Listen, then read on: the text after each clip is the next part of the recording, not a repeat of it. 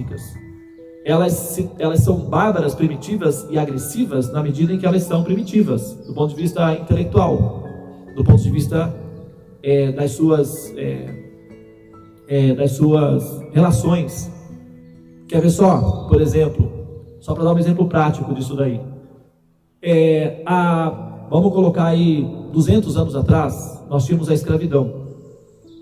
E o passatempo das famílias, muitas famílias, iam primeiro na missa, que é o que predominava na igreja católica, e depois iam para as praças, tomar o café da manhã nas padarias, e tinha ali os pelourinhos, que era onde se vendia e comercializavam os escravos. E era muito comum ver os escravos sendo castigados em público, chamados pelourinhos. Aquilo era uma espécie de diversão familiar. Isso há 200 anos atrás. Há 500 anos atrás, diversão familiar era ver pessoas sendo queimadas vivas em fogueiras. Era diversão familiar. 2000 anos atrás, diversão familiar era ir ao Coliseu, ver as bestas devorando pessoas ao vivo. Era uma diversão de público. E nós nos divertíamos com isso. Agora você vê que o quanto nós evoluímos moralmente de 2000 anos para cá, o quanto nós nos libertamos da nossa sede de violência, a nossa sede de sangue. Tudo bem que pode ter algumas pessoas que ainda têm problemas psicológicos, que ainda almejam isso, mas isso é um problema muito local, não é um fenômeno de coletividade. Enquanto coletividade, nós superamos isso daí. Entende? Então, assim, isso demonstra que nós evoluímos. A história mostra que nós evoluímos. Então, na medida em que nós evoluímos, imagina 2000 anos no futuro. Nós vamos ter uma sociedade pacificada. Isso significa que as nossas relações vão ter superado a violência. Bom, agora você coloca uma civilização de pós-humanos, que está há 100 mil anos no futuro. Então essa civilização, quando ela encontra uma civilização primitiva, como é a Terra, por exemplo, ela produz fenômeno de aculturação, porque é interessante você encontrar uma civilização do passado e estudar o seu passado online, ao vivo. É muito interessante isso. Então, para cientistas do futuro, que são chamados pós-humanos ou devas, é interessante interagir com os seres humanos sem interferir no ecossistema.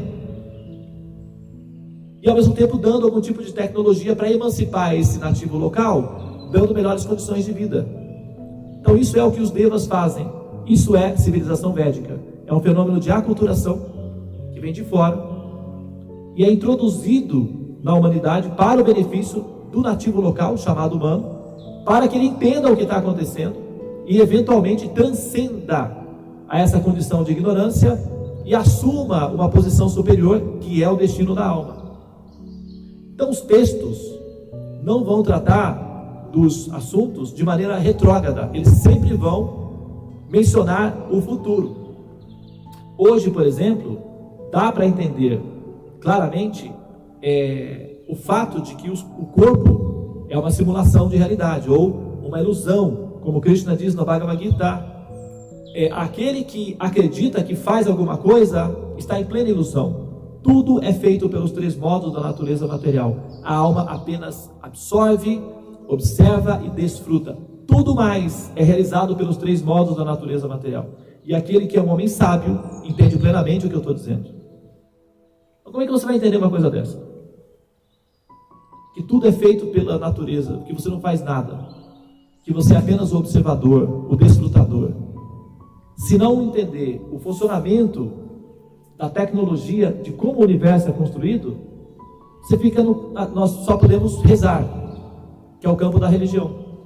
Aceitar isso, como a credulidade, acreditar nas palavras que são meio complexas, a gente não consegue entender direito, então a gente acredita, e nós somos fiéis e temos fé, praticamos a fé. Mas a fé pode ser superada com conhecimento. Interessante, né? Porque quando você compreende um assunto, não é mais necessária a fé, já passa a ser uma compreensão. Nós precisamos da fé quando nós não entendemos um assunto e temos que fazer uma aposta no futuro, no escuro. Aí nós chamamos isso de fé. Isso é útil, porque a gente não sabe de tudo. Algumas coisas precisam ser uma aposta mesmo de futuro, até para coisas práticas da vida. Você vai sair para trabalhar, você não sabe qual vai ser o resultado, mas você tem fé que você vai conseguir o resultado. Então você vai e faz uma aposta. Isso é fé. Agora a fé, ela é superada com a prática. Depois que você obtém o resultado, pronto, aquela fé deixou de ser fé e passou a ser uma compreensão. Então o conhecimento nos permite ter compreensão para além da fé. Isso nos fortalece em termos de realização espiritual. Por exemplo, como nós estamos vendo aqui, está sendo dito a alma corporificada. Essa simples palavra, a alma corporificada, nós estamos acostumados a falar encarnação, encarnada, alma encarnada, estou encarnado, né? Mas aí tem aqui o texto dizendo alma corporificada. E quando a gente compara os dois termos, encarnado e corporificado, o termo corporificado é de futuro e encarnado é de passado, é obsoleto, porque atualmente a física quântica, a física de partículas e a matemática contemporânea, por exemplo, já derrubam a teoria de encarnação ou de estar na carne, por exemplo. A própria física e a ciência já têm condições de afirmar que isso e demonstrar que não é possível. Agora, eles também não sabem explicar que fenômeno é esse, mas já é possível demonstrar que não é possível falar em termos de encarnação, por exemplo. Então, quando nós utilizamos termos encarnação, nós podemos utilizar isso daí, mas didaticamente, não realmente querendo dizer isso, porque se for assim, fica obsoleto, vira um fóssil. Então, o termo correto é corporificação ou condicionamento, que normalmente é utilizado o termo alma condicionada. Não se diz alma encarnada, se diz alma corporificada, se diz alma condicionada. Então, essa mudança do corpo as diferentes fases pela qual a alma passa enquanto ela interage com a experiência da convivência com o corpo, faz com que ela, permite com que ela colete dados. E essa coleta de dados chama-se conhecimento, realização. Então, os atores e as atrizes que são almas, vivendo a epopeia da evolução, aqueles que coletam dados de precisão e aplicam esses dados, porque também não é só coletar os dados, você pode coletar dados, mas aqueles que conseguem aplicar esses dados na vida como uma experiência real, um laboratório online, então eles obtêm sabedoria. Tem Jnana, que significa coletar dados, conhecimento, e Vijnana, que significa experimentar esses dados de maneira pragmática, ou vivê-los. Então, quando nós estamos experimentando, estamos vivenciando a experiência da observação dos fenômenos que nós chamamos de existência, nós vemos que tudo isso é muito rápido e se dissolve com muita facilidade. É praticamente uma bolhazinha de sabão. E qual é a função disso? Supomos que você fosse Deus. Por que você faria uma coisa dessas? O que justificaria você criar um universo com a consideração de que se trata de uma simulação? Por que alguém faria uma coisa dessas? Se essa pessoa for ponderada, se ela tiver algum bom senso, digamos assim, se ela for uma pessoa ponderável, se ela não for simplesmente um psicodélico irracional, que só está fazendo coisas por fazer e sem consequência nenhuma, se não for uma existência caótica, a existência de Deus, se for uma existência coerente, e se puder haver alguma, vamos dizer, noção de bom senso nessa existência, nesse princípio Deus, então seria um bom momento para fazer a pergunta: por que fazer algo assim? O que justifica isso? É dito que atrás de uma grande afirmação tem que haver uma grande explicação. Atrás de um universo desse tamanho, dessa grandeza, não deveria ter uma coerência? Então, qual é essa coerência? Bom, nós sabemos que a alma está destinada a viver eternamente com a suprema personalidade de Deus, como está sendo dito aqui. E na medida em que a alma ela se decanta dessa tara pelo domínio, pelo poder, pelo controle, que faz com que ela produza violência ou enlouqueça, na medida em que ela se liberta dessa alucinação de domínio, de parasitismo, de ignorância, de letargia, na medida em que ela se decanta de todas essas contaminações, Então ela vai percebendo claramente que a didática do universo tem uma única função objetiva: coletar informação, amadurecer o ser para que ele vá para as próximas fases de existência. Então isso identifica que essa situação local não é o nosso destino. Isso é uma questão de observação lógica. Então, se não é o nosso destino, essa situação local, já que a gente pode ver que aquele corpo de criança desapareceu, nós continuamos. Então, está evidente que o nosso destino não era estar no corpo de criança. Agora nós temos um corpo de adulto. Seguindo a refração, a consequência, o efeito dominó, a afirmação é de que o nosso destino não é estar no corpo de adulto. Agora, a gente pode afirmar também que o nosso destino não é estar no corpo de humano. O nosso destino não é estar em corpos humanos. A proposta do conhecimento védico nos informa que o nosso destino é o reino de Deus, é a transcendência, o despertar no reino de Deus. Esse é o nosso destino. Então nós temos que apostar nessa afirmação. Não é uma questão apenas de fé. A princípio pode ser utilizada como fé.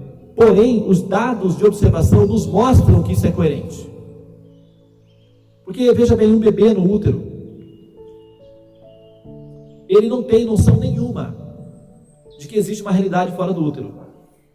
Se nós entrarmos no útero, no bebê com 9 meses, e pudéssemos conversar com ele, ali entrevistá-lo: Senhor bebê, aqui estamos nós, aí está você, e nós queremos saber como vai o seu mundo.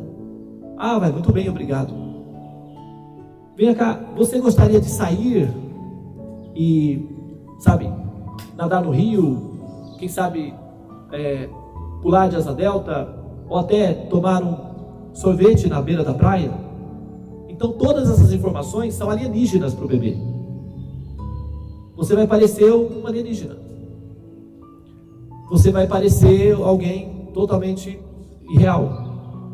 Porque o bebê dentro do útero não tem a experiência disso tudo. Então, quando os conhecimentos védicos se aproximam de nós e diz uma existência eterna, plena de bem-aventurança, de felicidade, com um corpo espiritual, isso parece ser surreal, parece ser artigo de fé, parece ser uma religião, parece ser alienígena, parece ser uma aposta abstrata, parece ser psicodélico, parece ser uma terapia de religião para a nossa condição. Agora, se nós calibramos a nossa capacidade de raciocínio lógico e observação, nós vamos concluir que a proposta pode ser válida, já que as coisas se dissolvem e nós permanecemos conscientes. Os nossos corpos anteriores todos se dissolveram. Inclusive, tem um dado interessante, que nós somos os que restaram, os seres humanos que restaram. Todos os outros antes de nós já se dissolveram. Nós somos aqueles que ainda restaram. Então, isso quer dizer que esse ambiente não é apropriado para quem tem uma intuição de querer viver. Se fosse natural aceitar a morte, o suicídio deveria ser a predominância e não a exceção. Mas nós temos a intuição de viver. Nós queremos viver. De onde que vem esse princípio? Nós sabemos que tudo é solúvel, tudo é temporário. Nós sabemos, nós convivemos com a informação de que nós somos já condenados à morte. É dito que o homem começa a morrer no momento em que nasce, e em si já traz as marcas da destruição do próprio corpo. Então nós já sabemos disso, nós temos a informação, mas ainda assim nós temos uma intuição muito fixa e convicta de desejar existir.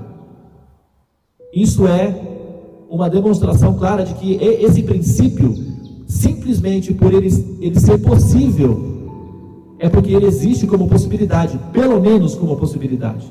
E já que a vida é um jogo, por que não apostar nessa possibilidade?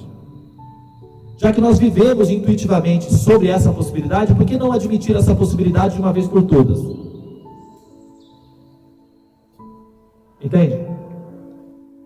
Então, uma pessoa de inteligência de futuro vai planejar uma experiência de existência baseado nessa possibilidade. Então ele não vai fazer planos para permanecer como ser humano. Porque eu vou voltar muitas vezes como ser humano. Por quê? Para quê? Vai fazer o quê? O que tem de novo aqui que você já não percebeu ainda? Vai congestionar o ambiente? Já não tem suficiente de pessoas perdidas, iludidas e ansiosas? Você quer voltar novamente? Parabéns. Interessante. Então não tem que voltar. O universo tem um propósito. E o propósito é que nós, assim como sair de um útero, o propósito do útero não é manter o bebê no útero, é expelir o bebê. Inclusive, quando ele consegue fazer isso antes do tempo, a mulher aborta. Ele fica tentando expelir. Normalmente aos 9 meses ele consegue. Então a função do útero não é manter o bebê no útero, é expulsá-lo para fora do útero, para que ele tenha uma vida de variedade, de felicidade, de experiências. A função desse universo, que é um útero, só que é um pouco maior, não é nos manter aprisionados aqui dentro, é nos pôr para fora. O problema é que a gente quer ficar, e quer ficar, e quer ficar. Chega uma hora que o próprio universo diz, não dá mais, está congestionando, tem que sair. É como o bebê não quer sair do útero. Se você entrar e perguntar, vem cá, você não quer sair? Não. Por quê? Porque tá bom. É aqui que eu quero ficar. Mas aí o útero diz, sinto muito, meu amigo, não dá mais, está congestionando. Tem outro que está vindo aí, logo, logo. Tem que liberar, tchau. Aí nasce. Poxa, perdi o paraíso. Então, e por aí vai. Então esse universo, ele não tem a função de nos manter aqui. Isso deve ser entendido claramente. A função é nos expulsar daqui.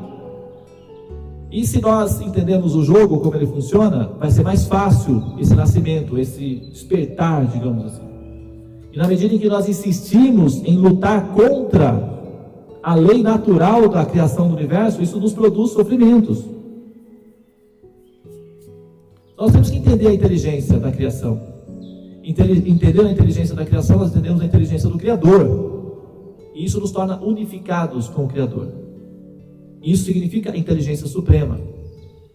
Quando a inteligência se harmoniza com a inteligência do Criador, essa inteligência alcançou o nível máximo, que é a inteligência suprema.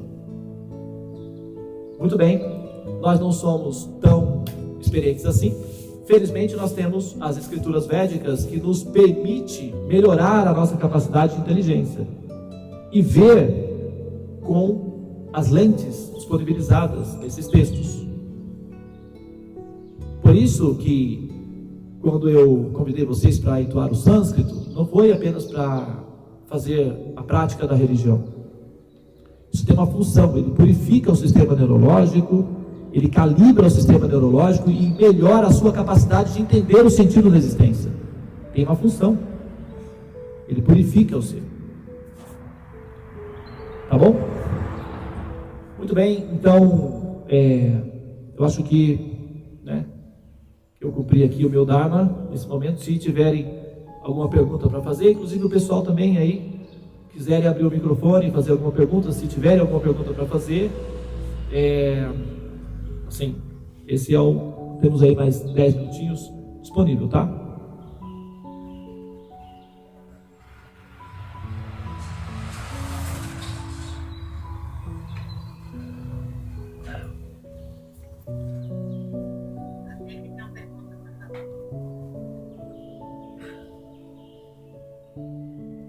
Você disse que o universo é criado, o universo ele não tem intenção de guardar as almas para sempre, né? Tem intenção de jogá-las para fora, entre aspas, né? E ao mesmo tempo você disse que a alma é Nityabada, eternamente condicionada, que tem almas que vão ficar para sempre aqui, porque elas não têm nenhum desejo de sair daqui, de alcançar a liberação. Então, como você pode conciliar essas duas ideias? Verdade, né? Tá aí um paradoxo, né? Porque um paradoxo, ele não é uma contradição, tem uma diferença, né? O paradoxo significa que uma aparente contradição foi proposta. Daí é uma espécie de checkmate. Então você tem que desvencilhar aí, né, o checkmate. Agora, uma contradição não. Uma contradição já é um beco sem saída, é um erro de cálculo definido. Então, essas afirmações das Escrituras, elas são paradoxais, elas não são contraditórias. E isso a gente entende da seguinte maneira. Por exemplo, a pergunta dela foi a seguinte: é dito em alguns momentos das Escrituras que a alma é eternamente condicionada. E, ao mesmo tempo, né, a afirmação é de que o universo ele não foi projetado para manter a alma na sua condição de condicionamento. Aparentemente uma contradição, né? Mas isso é apenas um paradoxo. Só é preciso encontrar o momento em que a curva é feita e o paradoxo é equacionado. Então, quando você equaciona um paradoxo, aí é que você entende a lógica das Escrituras e das informações. Então, por exemplo, nesse caso específico, é dito que tem dois tipos de almas: eternamente liberada e eternamente condicionada. Tá? Então, a alma eternamente condicionada e a alma eternamente liberada. Agora, tudo é eterno. Só existe um princípio: a eternidade. Só um minutinho, por favor. Veja o que ele está precisando. Dá atenção para ele, por favor. Só um minutinho que a gente já resolve lá, tá? Então, essa situação de eternidade, em todas as circunstâncias, você tem um princípio de eternidade. Então, por exemplo, imagina que você tem uma rua aqui e você tem outra rua aqui. São duas ruas paralelas. Ambas as ruas são eternas, tá? E você está aqui nessa rua. Então você está eternamente nessa rua. Se você pular dessa rua para essa rua, você permanece eternamente. Só que agora você está eternamente nessa rua. Entendeu? Então, a condição de eternidade é uma condição contínua. Agora, dependendo da posição em que você está numa condição eterna. Se você vai nessa direção, você vai nessa direção eternamente. Se você muda de direção, você vai nessa direção eternamente. Então, a situação, a posição de eternidade é uma posição contínua. Talvez é você descobrir. Não. Assim, a questão é que se você está na posição de alma condicionada, então a classificação será eternamente condicionada, porque você está no campo do condicionamento. Então, e todos os campos são eternos, porque todas as energias do absoluto são eternas. Se você está numa piscina eterna, então se diz que você está eternamente na piscina. Se você sai da piscina e sobe num prédio, que também é eterno, então se diz que você está eternamente no prédio. Então, as posições de eternidade são contínuas. Todas as energias do Supremo são eternas. Dependendo de onde você está posicionado, a sua classificação será aquela: eternamente condicionada. Assim que se libera, passa a ser eternamente liberada. Entendeu? Faz sentido? Não. Não faz sentido? Não, você não respondeu a pergunta. Eu não acho que eu não entendi a sua resposta. Você não entendeu a resposta? Você não entendeu a resposta. Você está dizendo que a pergunta não foi respondida ou você não entendeu a resposta? Não, eu acho que você não... Eu quis dizer como você pode conciliar esses dois conceitos diferentes. De um lado, a alma é eternamente condicionada, nitiabada, e de outro lado, o universo quer expulsar as almas, mas tem almas que nunca vão sair daqui. Não é? Não tem? Nenhuma alma vai ficar aqui eternamente. As almas não estão destinadas a ficar aqui. Mesmo que ela não queira, ela vai sair. Assim como um bebê, um feto, ele não quer, ele não tem plano nenhum para sair. Se você perguntar para o feto, o bebê lá no útero, se ele quer sair, ele vai dizer que nunca quer. Mas o útero não vai levar isso em consideração. Ele vai simplesmente fazer o que ele é chamado a fazer. Então o universo, ele vai trabalhar na alma de maneira que, mesmo ela não querendo, ela terá que sair. Ou ela vai, ou o próprio desgaste, né, a experiência da frustração, da dor, do sofrimento e tal, aquela história do caminho da dor, leva a alma a tomar a decisão de não querer mais, de buscar uma solução, de buscar uma saída. Então, o útero tem a função de projetar no ser essa experiência de conhecimento, de que não é favorável estar aqui. Pode ser que demore um pouco, mas ele sempre acaba conseguindo o efeito dele, né? O universo ele é eterno, então ele tem tempo disponível. O problema é que nós, que interagimos com o universo eterno e ao mesmo tempo temporário, que aí é outra contradição, porque esse universo é eterno e ao mesmo tempo temporário, que ele sempre existe. Ele existe eternamente, mas ele é cíclico, então ele se dissolve constantemente. Então ele é eterno e temporário ao mesmo tempo. E o princípio filosófico que normalmente é utilizado para aplicar esses princípios nas contradições é o ensinado por Chaitanya Mahaprabhu. Achintya Abheda Tattva. Simultaneamente é e não é ao mesmo tempo. Então, você tem um universo que foi projetado para expelir as almas, não está em contradição com o fato de ela estar eternamente condicionada. Porque o universo ele é eterno, o universo material ele é uma estrutura eterna. Assim como os universos espirituais também são estruturas eternas. Agora, quando a alma está vivenciando a experiência relativa dentro dos universos chamados materiais, elas estão existindo numa condição de eternidade, porque a alma sempre é eterna. Mas a condição de eternidade da alma é de eternamente condicionada. Isso não quer dizer que ela vai ficar para sempre, é uma questão de interpretação da semântica. Se você ficar presa na nomenclatura básica dessa semântica, então não tem como resolver a questão, vai ficar num paradoxo, presa no labirinto.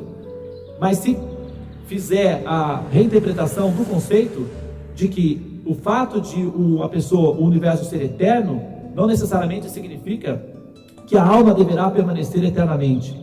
Então o estado de eternidade não implica na posição fixa de um ser. A alma é eterna, o universo é eterno, o universo material é um princípio eterno.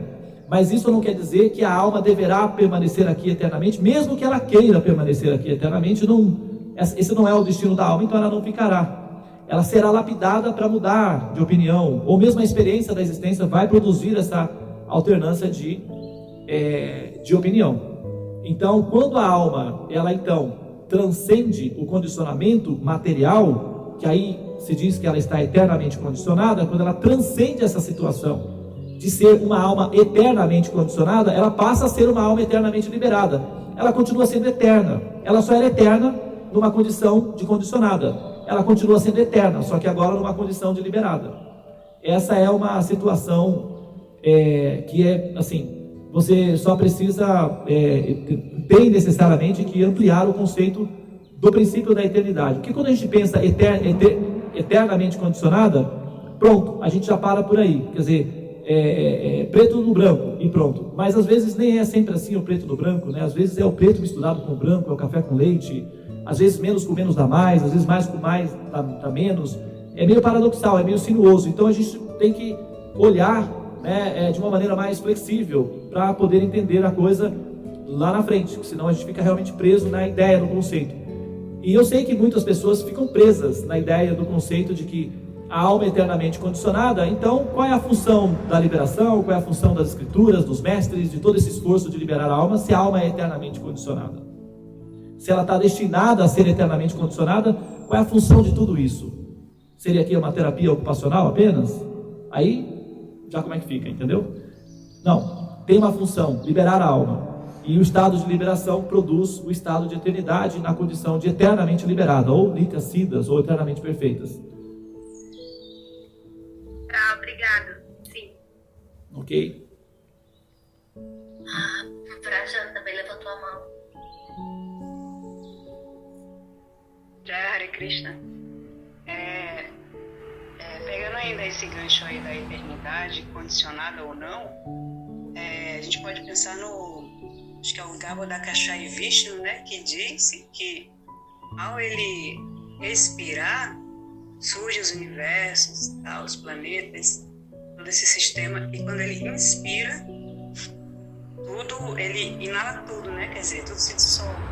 Então, como é que a alma pode ser, penso eu, né, me pergunto, me questiono, como é que a alma pode ser eternamente condicionada se em algum momento, nesse exemplo, o Garbhodakashai Vishnu vai inspirar e tudo vai se dissolver, né? Então, essa é uma pergunta ou uma observação? Uma pergunta. A pergunta seria: Isso, como pode-se ter esse conceito de eternidade condicionada ou liberada, se em algum momento há essa... Quando Vishnu inspira, entendi. né, Entendi. e tudo se dissolve. Entendi. Só para contextualizar aqui, para quem não entende, né, que não está a par do que você mencionou,